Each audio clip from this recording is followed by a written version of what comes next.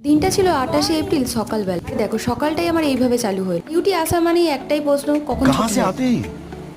তারপর কি ছুটি হওয়ার পরেই বেরিয়ে পড়লাম বাহনদেবকে সাথে নিয়ে হনুমানজির দর্শনে। প্রথমে 2 চাকা, তারপর 4 চাকা লম্বা মতো গাড়ি করে পৌঁছে গেলাম পাকুড়িয়া। চলো মন্দির নিয়ে কিছু গুরুত্বপূর্ণ তথ্য তোমাদেরকে বলি। মন্দিরের সামনে ঢুকতে একটা ভেজ ধাবা দেখতে পাবে আর টয়লেটও আছে। এটা একদম নিট অ্যান্ড ক্লিন। এই মন্দিরটি রাজস্থানের সালাসর ধাম বা শহরে অবস্থিত বালাজি মন্দিরের অনুকরণে তৈরি করা হয়েছে। সকলকেই প্রবেশ করতে গেলে খালি পায়ে প্রবেশ করতে হবে, তো নির্দিষ্ট জায়গায় রেখে তারপরে প্রবেশ করতে হবে। মন্দিরের গায়ে গায়ে বিভিন্ন দেবদেবীর এবং হনুমানজির বিভিন্ন রূপের উল্লেখ করা রয়েছে, সেটা এতটাই নিখুঁতভাবে তৈরি করা সেটা তো তোমরা দেখতেই পাচ্ছ। আর হ্যাঁ, বালাজি মন্দিরে যেসব নিয়ম মেনে চলা হয় ঠিক এই মন্দিরেও একই নিয়ম মেনে চলা হয়। এই মন্দিরের ভিতরে ফটোগ্রাফি কিন্তু অ্যালাউ নেই। বাঁ দিক দিয়ে দর্শন করে ডান দিক দিয়ে বেরিয়ে আসতে হবে। মন্দিরের ভিতরে এরকম বড় বড় পিকচার দেওয়া আছে যেখানে রাম এবং হনুমানজির ফটো আছে। উপর থেকে নিচে আসার সময় দেখলাম যে নাট মন্দিরের নিচেও আরো একটা ছোট মন্দির আছে। এখানে প্রবেশ করতে না করতে লেখা দেখলাম ফটোগ্রাফি নট অ্যালাউ। সম্মুখেই দেখলাম এত বড় একটা পিকচার। তারপর মন্দির দর্শন করার পরে খিদে পেয়ে গেল, দুটো সিঙ্গারা খেয়ে